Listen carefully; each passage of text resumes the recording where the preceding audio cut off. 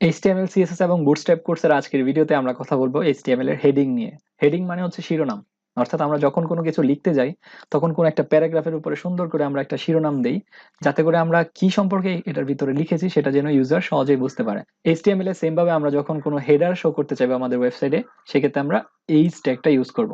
তো আমাদের কাছে অনেকগুলো হেডার আছে, অর্থাৎ H1 থেকে H6 পর্যন্ত আমাদের 6টা হেডার রয়েছে। তো সেই ক্ষেত্রে আমরা যদি H1 লিখি, আমরা প্রত্যেকটার উদাহরণ যদি আমরা দেখি, H1, দিস ইজ H1। এখন যদি আমরা আবার H2 দেখতে চাই, আমরা লিখবো H2 এবং এন্টার প্রেস করব, দিস ইজ H2। তো সেম ভাবে আমরা কপি করলে এখন আমরা H3 দেখব, তারপর H4, H5, H6 আমরা এখানেও চেঞ্জ করে দেব আমাদের হেডার ট্যাগ গুলো।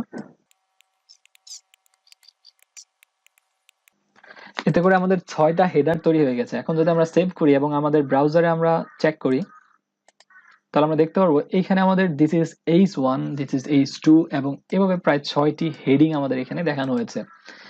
তো এখানে যদি আমরা একটু খেয়াল করি যে আমাদের হোয়াইট স্পেস কিন্তু এখানে রয়েছে, অর্থাৎ ব্রাউজার কিন্তু ইচ্ছে করেই কিছুটা ভিতরে এবং উপর থেকে কিছুটা নিচে ওদেরকে রেখেছে।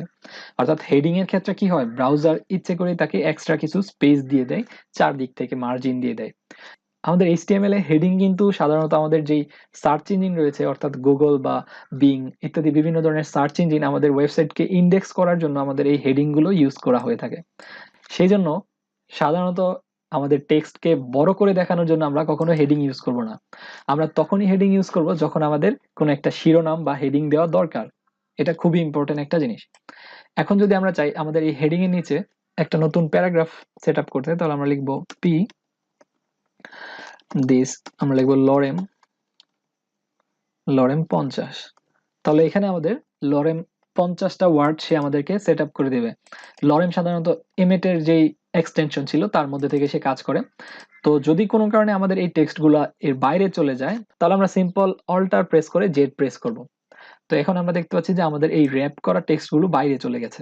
যদি আমাদের এমন থাকে তাহলে আমরা আবার অল্টার প্রেস করে জেড প্রেস করব, তাহলে আমাদের লেখাটা আমাদের আয়ত্তে চলে আসবে।